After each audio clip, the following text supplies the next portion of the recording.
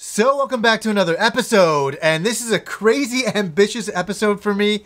I'm going to talk about my favorite games on every North American system that has been released from the NES up to current systems now. And I'm not going to mention the PS4 or the Xbox One because they're still going. There's still games coming out for them for the next few years, so I can't really talk about them. I'm going to talk about the Wii U because that's kind of slowing down a little bit. The first thing that I want to say in this video is this is not an official list. This is me having fun, looking back on all the systems that I grew up with, on all the games I played on all these systems, and some of the ones that were highlight moments were some of the best to me on the system. And let me tell you, it has been tough. I've been sitting for days with lists and crossing this off and cross-referencing, and wow, you know, it's like, for sure, if there's any games that I don't mention, please put them down below in the comment section and know that I'm thinking about them. This is not to start a flame war in the comments, this is just to have a little bit of fun. Now, I can't go into great detail about every single game and why. I've mentioned a lot over the years, but we'd be here for hours if that's the case, so I'll take us through really kind of quickly here. We'll start off with the Nintendo Entertainment System, the NES. Honestly, for everybody out there, there is so many incredible games in that machine, but one stands out to me. One really stands out, and Zelda 1 is a highlight. There's so many highlights, but Super Mario Bros. 3 is my favorite game on the machine. Next up is the Sega Master System. Geez, I wonder what game I will pick for that one.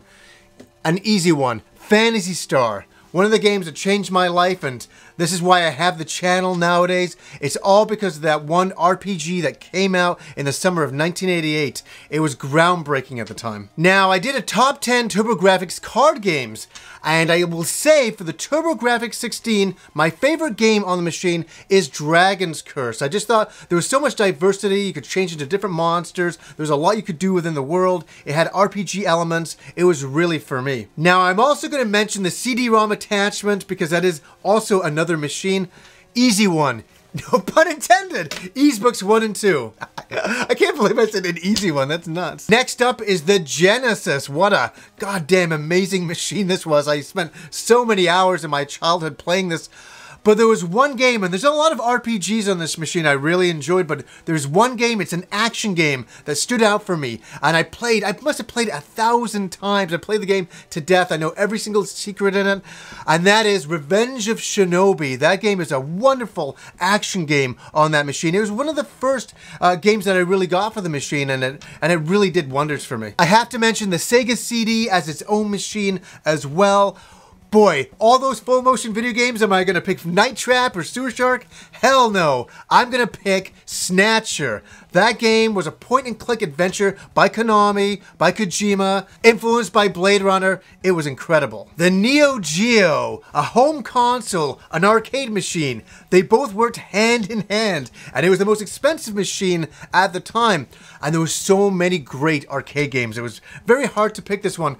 But I will say, Mark of the Wolves, a game that I personally can never afford because it's in the thousands, but I really thought it brought the fighting genre to its peak on the Neo Geo. The graphics were incredible, the gameplay was fluid, the character designs, everything about it just felt perfect. The Super Nintendo, this one I was pulling my hair out because there's Super Metroid, there's Final Fantasy 2 and 3, there is so many amazing games on the machine. How can I pick one? Well, I can't, but I have to for this list. I will pick A Link to the Past as my favorite game on the machine. You know, this was Zelda on the Super Nintendo on a 16-bit machine. And I just love going between the dark world and the light world. There was so much to do within the world, and it was so much fun. Now, I never played these really, but because the machine exists, I have to mention what my favorite games would be for the machine. The CDI, it would have to be those horrible Zelda games. Isn't that terrible? That's the best choices I can give. Now, another machine that I didn't have a lot of hands-on time with was the 32X. At this time, I kind of done the Genesis, I'd done the Sega CD, and I was like, what's this 32X? I couldn't really get into it at the time, but I will say that I saw Doom and Star Wars Arcade playing on it, and I was like, okay, that's pretty cool. A machine that never caught on too well was the Atari Jaguar with that ridiculous controller with 1 billion buttons, and I remember walking into a Master Player. It was a video game store up in Vancouver at the time, and I walked in and we were in the land of the 3DO and the Jaguar. It was a very unusual time in gaming. And I looked up and they had a big screen TV and they were playing Alien vs. Predator. And that game made me want to get an Atari Jaguar. I couldn't believe the graphics at the time. Now, the console that I don't like that much is the 3DO. I was never a really big fan of it. I got one for Christmas and I was like, oh, okay, this is novel, this is okay. It never really caught on with me. Some of the controller inputs and all that were ridiculous.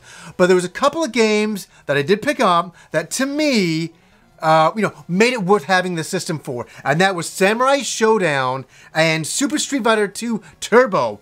Those games were, at the time, arcade perfect. They were the best versions of those games, so that was pretty cool that Christmas. Now, a very expensive machine at the time, and one that I didn't pick up day one, but one where I went to my friend Rob's place, and I played this game that I was like, oh my god, and I played a lot of other really great Saturn games. There's a lot of cool games on that machine, but this one game just was so much fun when we played this, and we played it every day, the Coliseum matches, all that kinds of stuff, and that was Guardian Heroes. That game was a true triumph on the machine. Sony had entered the ring with a PlayStation, and there were so many great games once again on this machine. I mean, you couldn't go wrong as a gamer back then. It was wonderful.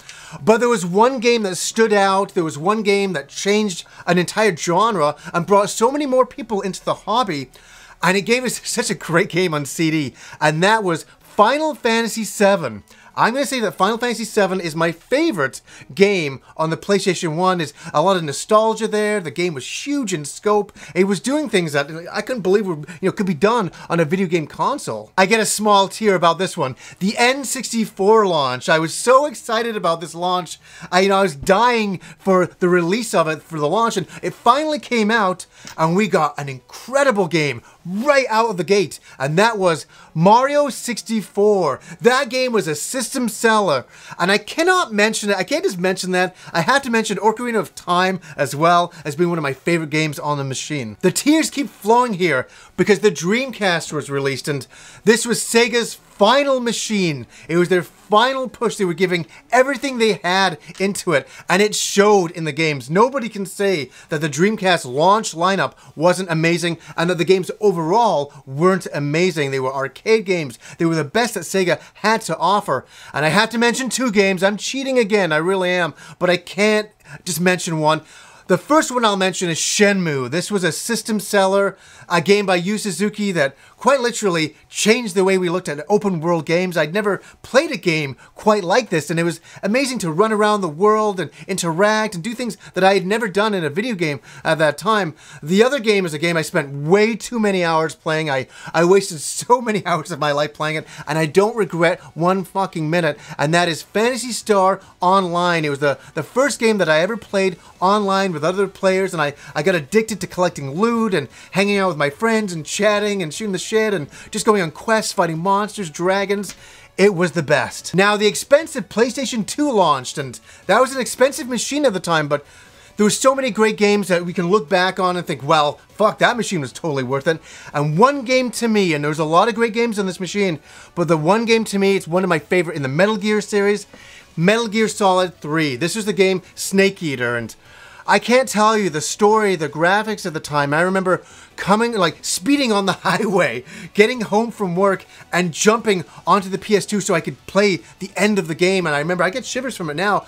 I was in awe of this game, and it was a really wonderful moment in video games for me. Now, a few people didn't like this machine. I personally loved it. The Nintendo Gamecube. I like the design of the machine. I like the controller. I like the launch lineup. I mean, I was not unhappy with this, and what can I say are my favorite GameCube games? I've got to say that Super Mario Sunshine, I know, but at the time it was one of the best platforming games I had played. I was so in awe of it. Now, I can't just mention Super Mario Sunshine. I have to mention Metroid Prime. This game was a game changer. I had never seen graphics like this in a game before, and never mind the music and atmosphere. I remember the first time I got down to the planet and the music plays and just the atmosphere of walking around, exploring this world, fighting creatures, and oh my god, it was mind-blowing. It was really unusual for Microsoft to launch with a gigantic console, which was the original Xbox, and I was a little bit on the fence about it. I was kind of like, just kind of having a wait-and-see attitude, and when they announced Knights of the Old Republic, the RPG on this machine, I had to get this game. I bought the game, I borrowed the machine off a friend of mine, and he's like, oh, I'll give you Halo as well. And I played Halo, and I was like, oh, it was a game I didn't even think about. I was like, oh, I think that'll be pretty cool. I played Halo, and I was like, I completely fell in love with Halo at that point. So I'll say Knights of the Old Republic was mind-blowing, the atmosphere in that game, and definitely Halo. Microsoft was picking up a lot of steam, and they launched their Xbox 360 console, and it was incredible. We got Oblivion right off the bat, and that game alone is a system seller. But I've got to give it to, and I know it's not exclusive, I'll explain why in a minute, I gotta give it to Skyrim on the 360 for me personally, playing it on a console machine. I remember going late at night to the midnight launch, and I waited in this huge lineup, and Kim, my wife, was waiting in the car for me. And I'm like, yeah, I'm just gonna get the game, don't worry. And I walk out with this huge special edition. I was like, I couldn't resist. And she's like, fuck my life, I can't believe you grabbed that huge edition. And I have never regretted it. That was one of the best experiences playing a game that I've really had. It was unreal for an RPG. It gave me everything I wanted, and obviously it was on the PS3 as well as on PC as well. I'm just glad that we all got to experience it, but I experienced it on the 360. The PlayStation 3, obviously Skyrim came on there as well, but I'm gonna pick an exclusive game that came out for the PS3, and a game that came out a bit later into the lifespan. One that I thought, okay, this will be pretty good. I had no idea that I would have tears playing this game and be so emotionally moved. It's very rare that happens for me, but The Last of Us did that to me. I was so blown away by that game. It was just absolutely changed the way that I looked at video games. It was a zombie hunting game with heart. There was a lot of heart in the game, and they also weren't zombies in the game. Now, Nintendo launched the Wii with a brand new control scheme, and we were like, what the heck is this? But we were intrigued about it. And the game that sold it for me, the game that is #1 for me on the Wii, it was a very easy choice. When I thought about it, I'm like, that game. Super Mario Galaxy. That game was incredible. I loved the design of it. I loved running around in little planets and warping to other galaxies and universes and experiencing other planets. And oh my god, that game was something else. And Mario Galaxy 2 was also awesome. Next up is the Nintendo Wii U, a machine that didn't catch on quite like Nintendo had hoped for, but a machine that I loved for the first-party games, because mainly that's what was on it, was first-party games, and I'm gonna pick a couple. I can't just pick one. The first one is Mario Kart. This is the best Mario Kart game I have ever played in my entire life. I spent so many hours every night playing against my wife, getting frustrated, her getting frustrated at me, but we kept playing it over and over and over again, challenging each other, and I got so much out of that game. The graphics were beautiful. The courses were wonderful. I mean, the design on that alone was awesome. Another game I really like on the Wii U, and I have to mention it, I had a great time playing it. One Christmas, I remember having hot chocolate and Baileys, and this game was so cool. It was 3D Mario World, and I didn't really think that I was going to love this game. I thought, oh, it looks okay, but when you're playing it with other people, that's where the real fun begins, and I love that game. Wow, what a trip down memory lane. It was so much fun revisiting all my old systems and all the old games that I played growing up till now. I mean, it's amazing when you think about how many games you've played over the years and through all of the systems, and I followed them all as they've been released. Video gaming has been a really big hobby of mine, and I've never felt ashamed of that hobby or anything like that. I've always embraced it and loved it. So, hey guys, is there any games that you thought were the best on these machines that I didn't mention down below? I couldn't pick everything. It was impossible. It was just a personal list for myself. So anyways, guys, until next time.